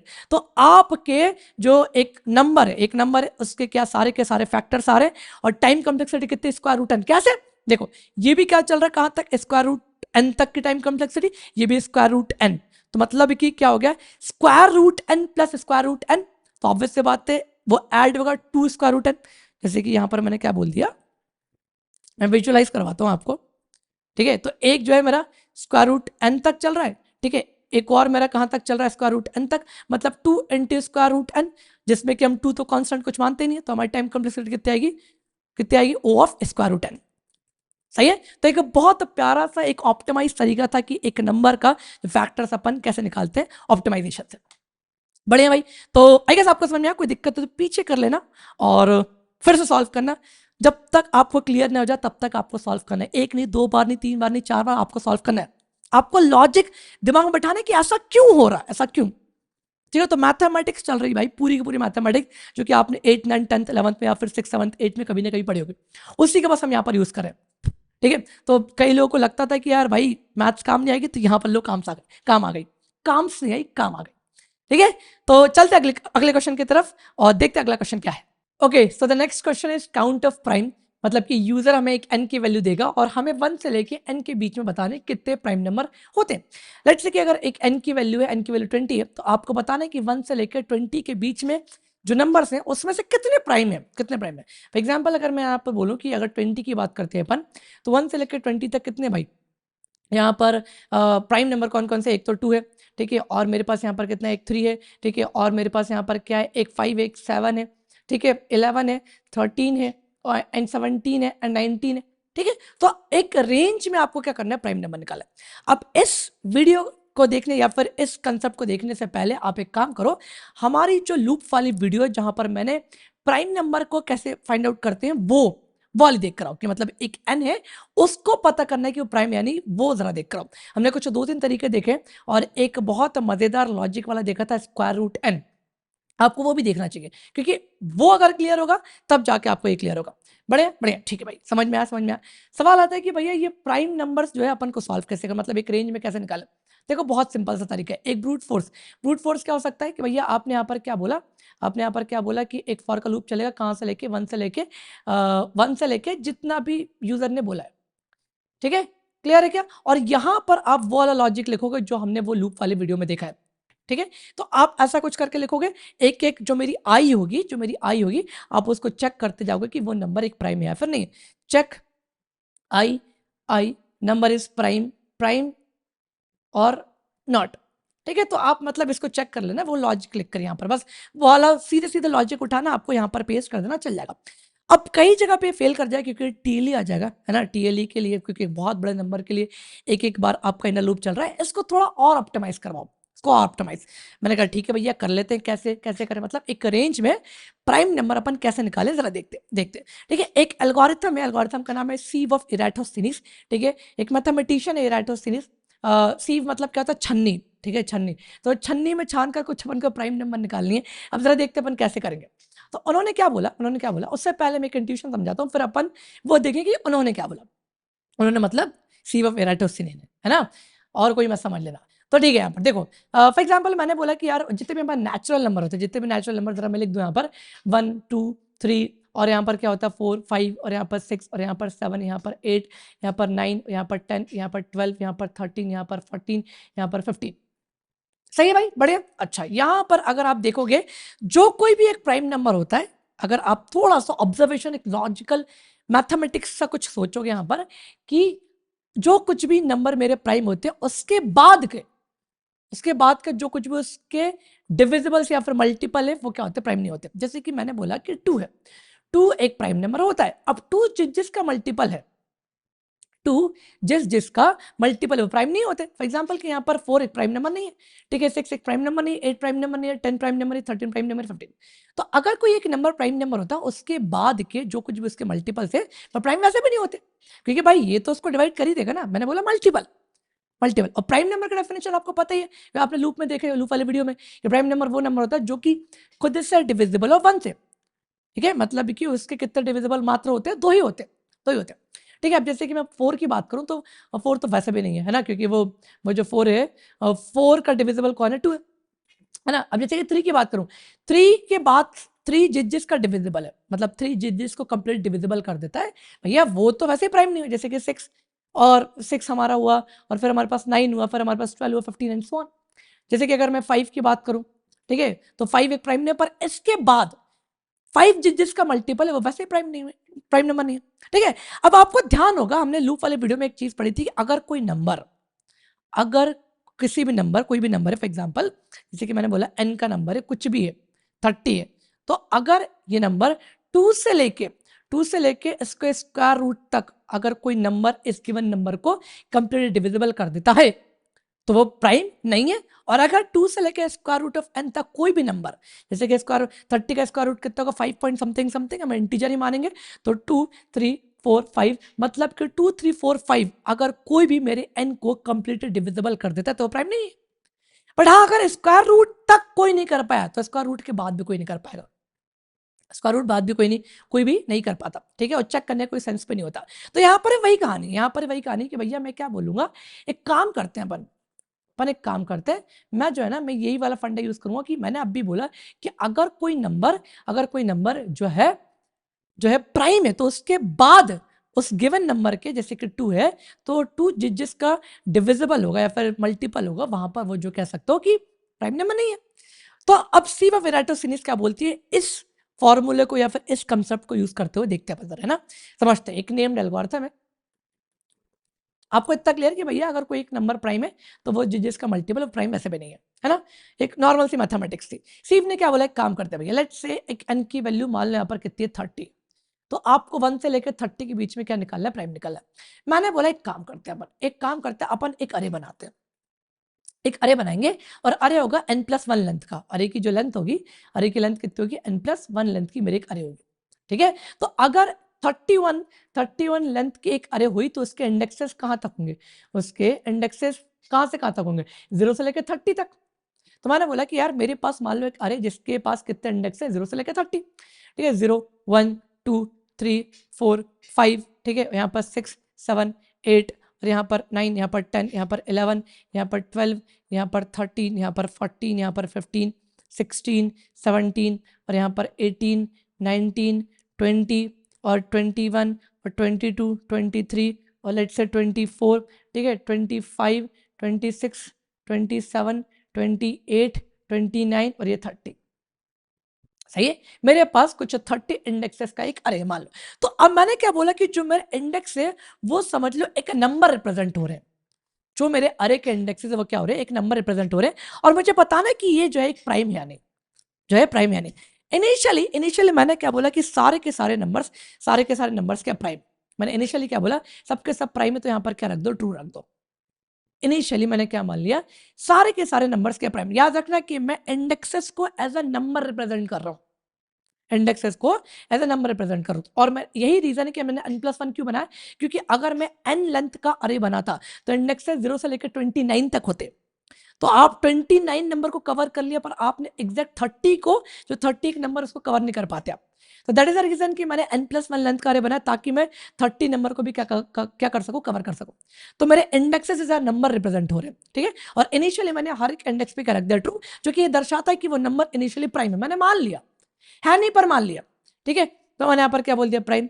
यहाँ पे आप भी प्राइम हो, ट्रू और ट्रू और यहाँ पर ट्रू और यहाँ पर ट्रू, यहाँ पर ट्रू, यहाँ पर ट्रू, यहाँ पर ट्रू, ठीक है, यहाँ पर ट्रू, यहाँ पर ट्रू, यहाँ पर भी ट्रू, यहाँ पर भी ट्रू, यहाँ पर भी ट्रू, यहाँ पर भी ट्रू, सब जगह ट्रू ले लिया इनिशियली। सही है भाई, क्लियर है क्या? अच्छा, अभी वही वाला फंडा जो हमने वो लूप वाले लेक्चर में देखा था कि स्क्वायर रूट n तक चलाया था, तो हम भी यही करेंगे। हम क्या करेंगे, स्क्वायर रूट n तक ही चलाएंगे, स्क्वायर रूट n तक ही चेक करेंगे कि भैया नंबर्स मेरे प्राइम है या फिर नहीं, कुछ प्रोसेसिंग। अब इतना समझो कि हम जो प्रोसेसिंग करने वाले स्क्वायर रूट n तक करेंगे। तो लेट्स से अगर मैं 30 का स्क्वायर रूट निकालूं तो वो कितना आएगा, 5 पॉइंट समथिंग समथिंग, जो कि हम 5 ही मानते हैं, जो कि हम क्या मानते हैं, 5 मानते हैं। अब देखो 0 और 1 का तो कोई सेंस होता नहीं है, ठीक है। 1 और 1 से नीचे जितने भी नंबर से वो प्राइम तो होते नहीं, तो उसको छोड़ो। हम ट्रावर्सल कहाँ से चालू करेंगे, 2 से। मैंने कहाँ से ट्रावर्सल चालू करा, 2 से चालू करा, ठीक है भैया। अब मैंने क्या बोला कि 2 एक प्राइम है क्या, हाँ 2 एक प्राइम, 2 एक हमारा क्या होता है भैया, एक प्राइम नंबर होता है। पर यहाँ पर क्या है कि 2 जिसका मल्टीपल है प्राइम नहीं होता।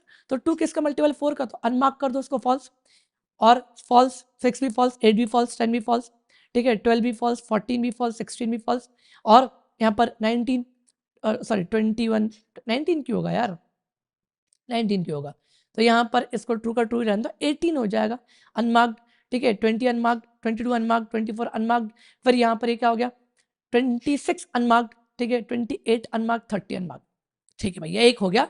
फिर दूसरा, क्या ये ट्रू है, हाँ ट्रू है। अगर ये प्राइम है तो इसके बाद वही वाला फंड है, वही वाला लॉजिक, अगर वो ट्रू है मतलब वो प्राइम है। तो अगर वो प्राइम है तो वो 3 जिस का मल्टीपल वो प्राइम वैसे भी नहीं होगा। 3 मल्टीपल किसका भाई, 6 का, वो ऑलरेडी भाई वो तो प्राइम मतलब अनमार्क्ड है, ठीक है। और क्या होता है, 9 अनमार्क्ड कर दो और 15 अनमार्क्ड कर दो, 3 किसका मल्टीपल है, 15 का भी तो है, और 18 ऑलरेडी है, 21 अनमार्क्ड और 24 ऑलरेडी है, 27 अनमार्क्ड, ठीक है। चलो 4 की। अब जब कोई एक नंबर ऑलरेडी फॉल्स है, मतलब जब वो प्राइम है नहीं, तो ये जिसका भी मल्टीपल होगा वो तो already prime, sorry already unmarked होगा, ऑलरेडी नॉट प्राइम होगा। जैसे कि 4 किसका, 8 का, ऑलरेडी देखो फॉल्स है। फिर और क्या होता है, 12 ऑलरेडी मार्क्ड फॉल्स है। फिर यहाँ पर 16 ऑलरेडी फॉल्स, 20 ऑलरेडी फॉल्स। तो जो नंबर ऑलरेडी फॉल्स है तो वो जिसका मल्टीपल है वो तो वैसे भी हमारे क्या होंगे, नॉट प्राइम होंगे, फॉल्स होंगे, ठीक है। 5 पर पहुंचे, हाँ भाई 5 ट्रू है। तो 5 जिस जिस का मल्टीपल है वो तो वैसे ही प्राइम नहीं होने वाले, तो वैसे प्राइम नहीं वाले, ठीक है। तो जैसे कि 10 already unmarked, 15 already unmarked, 20 already unmarked, 25 नहीं था मार्क्ड कर दो, 30 ऑलरेडी अनमार्क्ड, ठीक है। अब इसके बाद जाएंगे क्या? नहीं, मैंने आपको अभी बताया था ब्लू वाले लेक्चर में क्रिस्टल क्लियर बताया कि भैया हमें स्क्वायर रूट n तक ही चेक करना, उसके बाद नहीं करना। अब आप जो बचे 2 से लेके 30 तक अगर देख लो, जो कुछ भी बचा होगा प्राइम है। जैसे कि 2 एक प्राइम है, 3 एक प्राइम है, 5 एक प्राइम होता है, 7 एक प्राइम होता है, 11 एक प्राइम होता है, बचा है 13 एक देखो बचा प्राइम है, और 17 एक प्राइम बचा है, 19 एक प्राइम बचा है, 23 एक प्राइम बचा है, और 29 एक प्राइम बचा है। तो ये कहती है हमारी सीव ऑफ इराटोस्थिनीज की एक एल्गोरिथम। सही है भाई। तो आई गेस आपको एल्गोरिथम क्लियर होगी। अगर आपको एल्गोरिथम क्लियर है तो आप कोड लिख लो, ठीक है, लिख लो। तो यहाँ पर इसका मैं सूडो कोड लिख रहा हूँ, जरा देखो क्या होगा। मैंने क्या बोला भैया, आप एक अरे बना लो, सही है। तो लेट ARR यहाँ पर इक्वल्स टू न्यू, और यहाँ पर मैंने क्या बोल दिया, ARR यहाँ पर अरे, और यहाँ पर n+1 लेंथ का एक अरे बन गया, ठीक है। बड़े फॉल्ट सब पे हम क्या कर देंगे, तो यहाँ पर एक फिल चला दिया मैंने, सभी पे क्या रख दिया मैंने, ट्रू, सबको मान लिया ट्रू। सही है भाई। एक फॉर का लूप चला, एक फॉर का लूप। वैसे बात 0 1 को कंसिडर नहीं करना, तो हम कहाँ से स्टार्ट करेंगे, 2 से लेके कहाँ तक स्क्वायर रूट तक। तो भाई मैथ डॉट स्क्यूआरटी ऑफ n, और यहाँ पर क्या हो गया i++। कोई दिक्कत परेशानी नहीं, नहीं। मैंने क्या बोला कि भैया अगर कोई नंबर ऑलरेडी अगर वो ट्रू है तब तो जाके हम उसके मल्टीपल्स को क्या कर देंगे, फॉल्स। तो मैंने यहाँ पर चेक करा इफ ARR ऑफ i अगर उस इंडेक्स पे ऑलरेडी क्या रखा हुआ है, ट्रू रखा है, मतलब कि वो नंबर प्राइम है, मतलब वो इंडेक्स जो है क्या है, प्राइम है। तो इसके मल्टीपल प्राइम नहीं होने चाहिए। तो इसके अंदर एक लूप चलेगा जो कि कहां से चलेगा भैया, उसके मल्टीपल से। तो जैसे कि 2 का मल्टीपल्स कहां से, मतलब 2 का मल्टीपल्स कहां से स्टार्ट होता है, 4 से, 4 6। तो मतलब कि मैंने क्या बोल दिया कि सीधे सीधे आप स्टार्ट करना i × i से। जैसे कि 3 का अगर ये प्राइम है तो इसका स्टार्ट कहां से होगा, 6 से होगा। जैसे कि अगर मैं 5 की बात करूँ, स्टार्ट कहां से होगा, 10 से होगा, ठीक है, 10 से यहाँ से। तो यहाँ पर मैंने क्या बोल दिया, जो है ऐसा स्टार्ट करना है ना। बाय द वे अगर आप देखोगे कि जैसे कि भैया 5 का तो 10 से स्टार्ट होता है, और आपने बोला कि i × i, मान लो अगर i की वैल्यू यहाँ पर कितनी हुई, 5 हुई, और आपने बोला i × i तो मतलब 25, और सीधा 25 से, तो भैया बीच के नंबर कहाँ गए, मतलब 5 10 15 और ये 20 कहाँ गए, अरे ये तो ऑलरेडी मार्क्ड हो चुके होंगे, ये ऑलरेडी मार्क्ड फॉल्स हो चुके होंगे। तो आप सीधे सीधे कहाँ से स्टार्ट करना, i × i से। अगर ये वाला फंडा समझ में नहीं आया, वाला फंडा, तो पीछे वीडियो कर लो, और जब आपकी 5 का टर्म आया था ना, तो याद करो मैं सीधे 25 को जाके मार्क करा था फॉल्स, क्योंकि मेरा 10 15 और 20 तो ऑलरेडी मार्क था फॉल्स, ठीक है। तो यहाँ पर ये वाला कंसेप्ट में स्टार्ट करें कहाँ से, i × i से, ठीक है, i × i से। और यहाँ पर मैंने क्या बोल दिया, कहाँ तक चलना, बिल्कुल n तक चलना है। तो मैं कहाँ तक चलवा दिया, n तक चला दिया, और हमेशा यहाँ पर जंप मारते जाओ। फॉर एग्जाम्पल अगर i की वैल्यू 2 थी, तो 2 से कहाँ पहुंचे 4, पर 4 से कहाँ जाना, सीधे 6, तो सीधा i+2, और आप हमेशा वहां पर क्या रखते जाओगे, फॉल्स रखते जाओगे। और जो इंडेक्सेस की वैल्यू अगर अंत में ट्रू बची लूप खत्म होने के बाद, तो फिर वहां पर आप क्या बोल देना, ये क्या है भैया, प्राइम है ना। तो जरा देखते हैं अपन, लॉजिक लिखते हैं अपन इसका, सीधे अपन VS कोड पे आएंगे, हटो आप प्लीज, है ना। और मैंने इसको हटाया, लिखते हैं। सो लेट n की वैल्यू मैंने यहाँ पर 30 ले ली, है ना। और यहाँ पर मैंने क्या बोल दिया, फॉर का एक लूप चलाया, कहाँ से चलाएंगे अपन, लेट i = 2 से चला, है ना। और less than equals to math dot floor, क्योंकि पॉइंट में ना मिल जाए इसलिए फ्लोर, और यहाँ पर मैप ना होकर मैथ डॉट स्क्यूआरटी ऑफ n, है ना। और यहाँ पर क्या हो गया, i का प्लस। सही है। तो अगर कोई ऑलरेडी प्राइम है, वैसे तो अगर वो प्राइम नहीं है तो फिर तो उसके मल्टीपल्स को भी चेक करने की जरूरत नहीं, हमने अभी देखा था एल्गोरिथम में। पर अगर वो प्राइम है, मतलब अगर यहाँ पर कंडीशन क्या आ गई, उस पर्टिकुलर इंडेक्स पे अगर ट्रू मिल गया, तो उसके जितने भी मल्टीपल्स है सबको क्या कर दो, फॉल्स। कहाँ से स्टार्ट करेंगे अपन, j = i × i, और ये कहाँ तक जाएगा, j लेस देन, बिल्कुल n तक चलाओ आप। एक गलती कर दी अपन ने, यहाँ पर एक अरे नहीं बनाया। सो लेट ARR = न्यू, और यहाँ पर मैंने क्या बोल दिया, ARR अरे या नहीं अरे, और यहाँ पर n+1 क्यों, क्योंकि मैंने बताया एल्गोरिथम है ना। और हर जगह आपने क्या रख दिया, बाय डिफॉल्ट। सही है भाई। और हमेशा जब भी आपका j बढ़ेगा तो कैसे, प्लस इक्वल्स टू, हमेशा i ऐड करते जाओ। और यहाँ पर आपको कुछ भी नहीं करना, सिंपल सा बोलना है कि उस jth इंडेक्स पर आप यहाँ पर क्या रख देना, फॉल्स रख देना, ठीक है। अंततः एक लूप चलाओगे आप बाहर, और यहाँ पर आप क्या बोलोगे, मतलब कौन कौन से बच्चे जरा उसके लिए। सो लेट i = 0 से लेके कहाँ तक, ARR डॉट लेंथ तक, और यहाँ पर आपने क्या बोल दिया आई का प्लस प्लस, सही है। तो अगर किसी भी इंडेक्स पर ट्रू बचा हुआ है, किसी भी इंडेक्स पर अगर ट्रू है तो आप वहां पर उसके आई को प्रिंट करवा देना, क्योंकि मैंने इंडेक्स एज अ नंबर मानी थी। सो प्रोसेस डॉट प्रोसेस अरे process dot standard out dot right, ठीक है, और यहां पर आई और हल्का सा स्पेस, ठीक है। और जरा मैं इसको चला के दिखाता हूं आपको। इसको मैंने क्या बोल दिया, क्लियर बोर्ड नहीं, नोड ऐप डॉट जेएस, ठीक है। तो 0 भी आ रहा है क्योंकि ऑब्वियसली बात है वहां पर मार्क्ड ट्रू था। तो एक काम करते हैं हम, जो है स्टार्ट करेंगे इसको लूप को 2 इंडेक्स से, ठीक है। और ये आ गया। तो 30 के बीच में देखो इतने ही प्राइम होता है, 2 3 5 7 11 13 17 और 10, 10 तो होता नहीं है, सॉरी 19 23 और 20 ने। लेट्स से अगर मैंने 100 बोला तो यहाँ पर आप देखोगे जरा इतना आ रहा कुछ, और ये सारे के सारे प्राइम।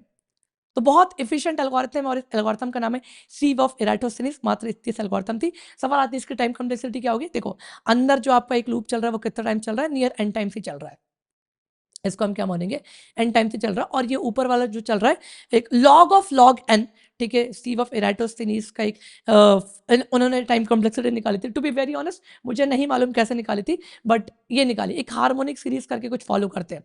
आपको थोड़ा सा डीप में जाना हो तो आधे घंटे इसका एक एक्सप्लेनेशन होगा, अगर आप बोलोगे तो बता दूंगा मैं, तो खुद से पढ़ के बता दूंगा। मैंने कभी जानने की कोशिश नहीं करी। आगे बढ़े सीधे अपन। तो उसके टाइम कॉम्प्लेक्सिटी क्या होती है, एन इंटू लॉग ऑफ, और उसका भी लॉग ऑफ एन, ठीक है। तो ये हमारी सीव ऑफ इराटोस्थिनीस की क्या होती है, टाइम कॉम्प्लेक्सिटी होती है। तो आई गेस आपको समझ में आया होगा, है ना। कोई भी दिक्कत हो तो पीछे वीडियो कर लो, और पहले तो जब एल्गोरिथम आप जैसे समझ गए थे तो वैसे आपको कोड खुद से ट्राई करना चाहिए था, है ना। बाकी फिर अपन सीधे चलते हैं अगले क्वेश्चन पे। Okay, so the next question is power of x comma n, leet code 50 leet code का क्वेश्चन है, मीडियम मार्क क्वेश्चन है, मतलब अच्छा क्वेश्चन होगा। बट मीडियम मार्क है टफ नहीं, मैं बता रहा हूँ बहुत इजी है, ठीक है। आपको समझ में आएगा और आप लोग बना भी लोगे, मतलब क्वेश्चन सॉल्व कर लोगे, बस पुराने फंडामेंटल्स आपके क्लियर होने चाहिए। So question is saying implement power of x comma n which calculate x raise to power of n, मतलब x की पावर n होगी, उसको आपको सॉल्व करना है। इसका क्वेश्चन अपन कुछ कर चुके हैं शायद, आई डोंट नो, बट इसका ब्रूट फोर्स मैं आपको बताता हूँ और फिर अपन एफिशिएंट पे चलते हैं, ठीक है। तो लेट्स से यहाँ पर मैं अपन ब्रूट फोर्स पे आते हैं 15, और मैं कहाँ पहुंचा, अपने गुड नोट्स पे। प्लीज आ जाओ, गुड नोट्स आ गए, और ये मैंने पुरानी चीजें जो कुछ भी थी हटाई यहाँ से। Okay, so let's say n की x की वैल्यू 2 है और यहाँ पर n की वैल्यू कितनी है 10। इट मींस कि x to the power n बोलूं मतलब 2 टू द पावर 10। अब इसका ब्रूट फोर्स क्या हो सकता है कि आपने क्या बोल दिया कि भैया देखो आप, जैसे कि यहाँ पर 2 की पावर 10 है, मतलब 2 into 2 into 2 into 2 into 2 into 2 into, मतलब 10 बार। 10 बार होता, मैंने क्या बोला कि भैया 10 बार एक लूप चलना चाहिए, 1 से लेके कहाँ तक, n टाइम्स तक। और यहाँ पर आपने क्या बोल दिया, हमेशा एक आंसर ले लो, है ना। एक यहाँ पर आंसर हमेशा कितना ले लिया, 1 ले लिया। तो आंसर इक्वल्स टू, मैं यहाँ पर क्या बोलूंगा, आंसर इंटू 2। तो आप 10 बार क्या करोगे, उसको मल्टीप्लाई करके आंसर निकाल लोगे। अब ये पॉसिबल तो है, ये ब्रूट फोर्स पॉसिबल तो है, छोटे नंबर के लिए पॉसिबल है, कोई दिक्कत वाली बात नहीं है। बट अगर आप इस क्वेश्चन के अकॉर्डिंग देखोगे, इस क्वेश्चन के अकॉर्डिंग देखोगे, यहाँ पर देखो n की वैल्यू का 2 to the power 31, 2 to the power 31 n की वैल्यू देके रखिए। तो इसका मतलब पता है ये क्या हुआ, 2 टू द पावर 31 मतलब कि नियर आपकी जो n की value 2 to the power 2 into 10 to power 8 something. और अगर पावर यहाँ पर 10 टू पावर 8 आ गई, इसका मतलब कि यहाँ पर आप जो है नहीं लिख सकते, मतलब आप यहाँ पर जो है जैसे कि 2 टू पावर 8 भी नहीं है, तो 8 भी नहीं है, 9 के भी ऊपर ही होगा मेरे भाई, ठीक है। तो आप यहाँ पर वो ब्रूट फोर्स तो नहीं चला सकते, मतलब कि एन टाइम लूप तो नहीं चला सकते, क्योंकि अगर 10 टू द पावर 6 तक होता तो भी झेल जाते अपन, 10 टू द पावर 7 तक होता तो भी झेल जाते अपन, ठीक है। यहाँ पर आपको इसको लिखना पड़ेगा, लॉगन में लिखना पड़ेगा, ऐसा कुछ करके लिखना पड़ेगा। मैंने कहा ठीक है भैया, लॉगन में लिखवा देंगे अपन। तो ब्रूट फोर्स अगर छोटा नंबर है तो वो चल जाता, जो मैंने आपको बताया, बट द थिंग इज कि मुझे ऑप्टिमाइज चाहिए, ठीक है भैया। ऑप्टिमाइज कैसे करें, देखो जरा देखो, है ना। लेट्स से n x की वैल्यू यहाँ पर 2 है और n की वैल्यू यहाँ पर 10 है, मतलब कि x to the power n, मतलब यहाँ पर कितना हो गया, 2 टू द पावर 10, ठीक है भैया। अब क्या मैं इसको कुछ डिवाइड करके लिख सकता हूँ, मतलब कुछ ऐसा 2 to the power 5 into 2 to the power 5, बात तो एक ही, बात तो एक ही।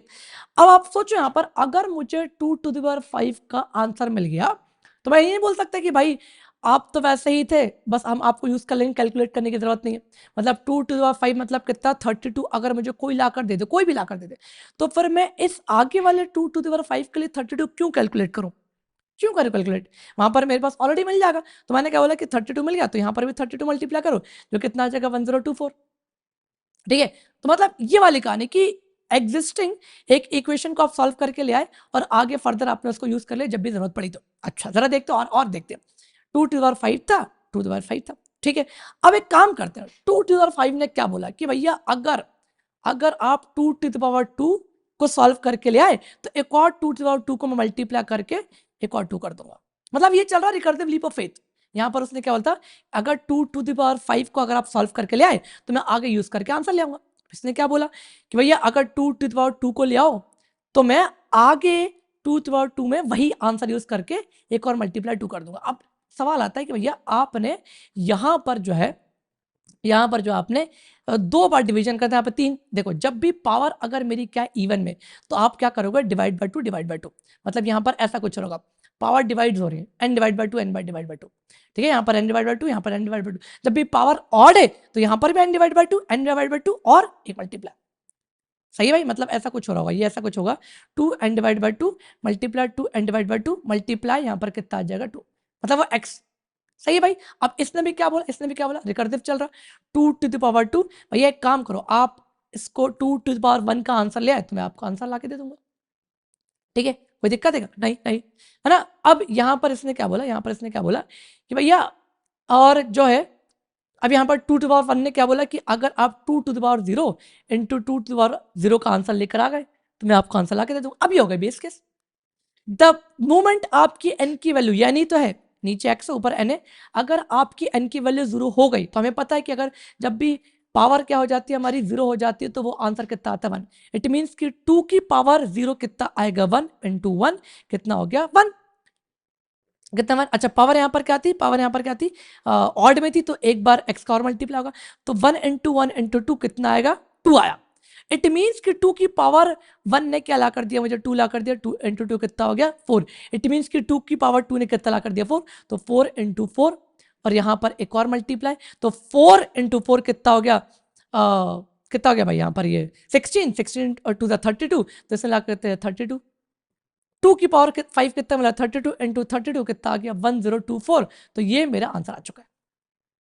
समझ रहे हो, समझ रहे हो? ठीक है, तो एक रिकर्सिवली चलने में पावर्स को हमेशा क्या करते हैं ना, हाफ करते हैं ना, हाफ करते हैं ना।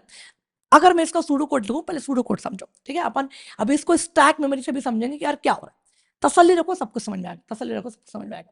ठीक है, तो मैं कहाँ पहुंचा, यहाँ पर पहुंचा कि भैया एक काम करते हैं, आप एक्स की वैल्यू 2 ले लेते हैं, एन की वैल्यू कितने ले लेते हैं 10 ले लेते हैं। ठीक है, अच्छा बेस केस इसका यहाँ पर क्या था, बेस केस यहाँ पर क्या था, सिंपल सी बात है, जब मेरी वैल्यू यहाँ पर क्या हो जाए 0 हो जाए, that was my base case. वहीं पर तो रुकना था, वहीं तो रुकना था। तो मैंने क्या बोला कि भैया एक फंक्शन चलेगा, एक यहाँ पर मेरे क्या फंक्शन होगी, यहाँ पर एक एक्स की वैल्यू आएगी, यहाँ पर एक एन की वैल्यू आएगी। मैंने यहाँ पर क्या बोला कि भैया अगर द मोमेंट मेरी एक एन की वैल्यू क्या हो जाए 0 हो जाए तो वहां से रिटर्न क्या मार देना 1, क्योंकि अगर किसी की पावर भी अगर 0 होती तो 1 होता है। ठीक है, ठीक है, और मैं क्या करूंगा उसको जो है एक आंसर में रख लूंगा, एक यहाँ पर आंसर में रख लूंगा और फंक्शन को फिर से रिकर्सिव कॉल भेज दूंगा, एक्स तो वही का रहेगा हमेशा, n डिवाइड बाय 2 होता जाएगा। ठीक है, और मैंने क्या बोला कि जब बैक ट्रैक करोगे रिकर्सिव फंक्शन के बाद जो कुछ मिलेगा बैक ट्रैक करोगे, अगर आपकी करंट n की वैल्यू क्या थी, इवन थी, क्या थी, इवन, तो मैंने क्या बोला था, वही वही जो आंसर है आपका, वही जो आपका आंसर है, क्या करोगे आप इसको 2 बार मल्टीप्लाई, और अगर वो ऑड है तो आप रिटर्न कर देना 2 बार वो आंसर को मल्टीप्लाई पर 1 बार x को, और ये आपका आ गया। सिंपल सी बात है। जैसे कि अगर मैंने क्या बोला यहाँ पर 10 टू द पावर 5 था, सॉरी 10 टू द 5 गलत बोल रहा हूँ मैं यहाँ पर, मैंने यहाँ पर क्या बोला 2 की पावर 10 था, यहाँ पर क्या बोल दिया मैंने 2 की पावर 5 इंटू 2 की पावर 5, मतलब कि यहाँ पर जो मेरी अगर n की वैल्यू इवन है तो 2 की पावर 5 आंसर लेकर आ चुका होगा, यहाँ पर रख लिया, तो यहाँ पर 2 बार मल्टीप्लाई हो रहा है ना, देखो आंसर इंटू आंसर 2 बार हो रहा है, 2 बार हो रहा है। ठीक है, वो एक जगह आपने स्टोर करवा लिया। अगर वो इवन है फॉर एग्जांपल ये, तो आप क्या बोलोगे हाफ फिर एक बार एक्स, तो 2 की पावर 2 तो ये आंसर ही है ना, आंसर आ चुका है, 2 बार मल्टीप्लाई करना। सही, क्लियर है क्या? अच्छा, तो ये कुछ हमारी क्या थी, सूडो कोड थी। और अगर आप क्वेश्चन को वापस जाके देखोगे तो इन्होंने क्या बोला है कि नेगेटिव नंबर भी हो सकता है। अरे बहुत सिंपल सी बात है, अगर आप नेगेटिव नंबर को कैसे कैसे डिकोड करोगे, कैसे? जैसे कई बार हमने देखा है कि मान लो कोई भी नंबर है 2⁻³ है, तो हम इसको कैसे सॉल्व कर देते हैं, 1/2⁻3, मैथमेटिक्स कर चुके हैं। तो लेट्स से अगर यहाँ पर एक ऐसा कुछ हुआ 2⁻10, यहाँ पर क्या बोलूँगा 1/, तो जो कुछ भी होगा बस उसको 1 से मल्टीप्लाई कर देंगे, सॉरी 1 से डिवाइड कर देंगे, ठीक है। और इसके लिए आप एक अलग से फंक्शन चला सकते हो, कोई दिक्कत वाली बात नहीं। तो हम अपने VS कोड पे ना आकर अपने क्रोम पर जाएंगे सीधे, क्योंकि हम सीधे उसको क्वेश्चन कहाँ सॉल्व करेंगे, VS कोड पे, VS कोड बोल रहा हूँ, लीड कोड पे, लीड कोड पे, ठीक है। चलो एक बेस केस, पहला बेस केस तो क्या हो सकता है भाई, पहला बेस केस क्या हो सकता है कि बट मान लो मेरी जो n की वैल्यू पहले ही वो क्या मिल चुकी है, 0 मिल चुकी है, तो मेरा आंसर यहीं से क्या आ जाएगा 1.0, ठीक है, या 1 दे दो जो आपकी मर्जी। और अब यहाँ पर मैंने क्या बोला, अब यहाँ पर मैं एक फंक्शन कॉल करूंगा, एक फंक्शन कॉल करूंगा और एक आंसर में लेकर आऊंगा मैं। तो मैंने यहाँ पर क्या बोला कि एक आंसर में कुछ आएगा, एक फंक्शन कॉल कर दिया मैंने, फंक्शन का नाम क्या लेता हूँ, टेम्प नाम ले लिया, जो कि मैंने पास कर दिया x, जो कि मैंने पास कर दिया n। अगर यहाँ पर आंसर, यहाँ पर एक ऐसा कुछ लगा लेते, रिटर्न तो करना है यहाँ पर, देखो अंततः रिटर्न क्या करना है, एक नंबर है ना, नंबर। तो मैंने यहाँ पर क्या बोल दिया कि इफ अगर मेरी n की वैल्यू नेगेटिव थी, अगर नेगेटिव थी, ठीक है, तो आप यहां से जो रिटर्न करवाओगे वो क्या करवाओगे, सीधे आंसर, क्या करवाओगे आप, आंसर। तो यहां पर अपन ने क्या लगा दिया, ऐसा कुछ टर्नरी ऑपरेटर, टर्नरी ऑपरेटर लगा दिया है ना। तो इसको भी हटा दो और यहां से मैंने क्या बोल दिया, कॉलन, अगर वो नेगेटिव है तो 1/, अदरवाइज जैसा मेरा आंसर वैसे का वैसे। सही है, चलो लॉजिक यहां पर लिखेंगे, वेर क्या नाम है उसका फंक्शन का, टेम्प, और यहां पर क्या हो जाएगा फंक्शन, ये क्या क्या एक्सेप्ट कर रहा है, क्या क्या एक्सेप्ट कर रहा है, s, n। चलो यहां पर मैंने क्या बोल दिया, क्या बेस केस था भैया, अगर n की वैल्यू 0 हो जाती है तो आप रिटर्न क्या कर देना बस। ये वाला तो इसलिए लगाया ताकि पहले ही मिल गया मुझे, तो है ना। तो यहां पर मैंने क्या बोल दिया, ऐसा कुछ। अब यहां पर मैंने क्या बोल दिया, एक आंसर आएगा, इस फंक्शन को रिकर्सिवली क्या कर दो, कॉल कर दो x, ठीक है, और हमेशा n में क्या कर देना, डिवाइड 2, ठीक है। मैंने यहां पर पूछा कि क्या मेरी n इवन है, अगर इवन है तो आप रिटर्न तो करना, पर क्या आंसर मल्टीप्लाई, आंसर याद रखना, रिकर्जन वाला वीडियो देख लेना, उसके बाद ही समझ में आएगा, समझ में नहीं आ रहा तो अगर इवन है तो सिर्फ answer into answer, otherwise answer multiply x। तो चला के देखते हैं, हो सकता है कुछ गलती होगी तो डिकोड कर लेंगे अपन, डिकोड नहीं डीबग। बहुत बढ़िया, कुछ बहुत भयंकर सा आंसर आ रहा है, एक्सपेक्टेड जो है 1024 है और आ रहा है इन्फिनिटी, ठीक है भाई, क्या दिक्कत है जरा देख लेते हैं, हल्का सा कुछ चेंज होगा यहाँ पर। ओके, तो गलती ये थी कि यहाँ पर n/2 जा रहा है, तो वो उसको क्या बना दे रहा है भाई, एक डबल में वैल्यू ले रहा है वो, ठीक है, फ्लोट है डबल। तो यहाँ पर एक काम करेंगे, एग्जैक्ट इंट बना देंगे अपन। तो यहाँ पर आप पार्स इंट लिख दो, है ना, पार्सिंग कर रहा हूँ बस मैं, इसको जरा रन करके देखते।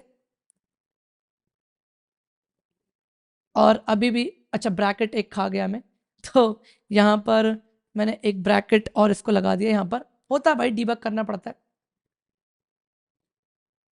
ठीक है, और यहाँ पर सबमिट, बढ़िया, हो जाओ प्लीज, हो जाओ, हो गया डन। सही है भाई, तो ये कुछ था हमारी क्या रिकर्सिव कॉल, है ना, और ये हमारा एक प्रॉब्लम सॉल्व हो चुका है। थोड़ा सा इसका स्टैक वर्जन देखते हैं कि स्टैक में कैसे चल रहा होगा ये, है ना, एक बार स्टैक, क्योंकि stack visualization is very very important. आप लोग पहले खुद से स्टैक विजुअलाइजेशन करके देखना कि कैसे क्या काम कर रहा है ना, स्टैक में कैसे क्या चल रहा है, एक्स की वैल्यू क्या चल रही है, एन की वैल्यू क्या चल रही है, ठीक है भाई, बढ़िया। तो मैंने क्या बोला कि भैया यहाँ पर एक मेरा फंक्शन कॉल होगा, ऑब्वियसली बात है, इधर आओ यहाँ पर इधर आओ, ठीक है। तो यहाँ पर एक फंक्शन कॉल, x की वैल्यू चली गई, n की वैल्यू चली गई।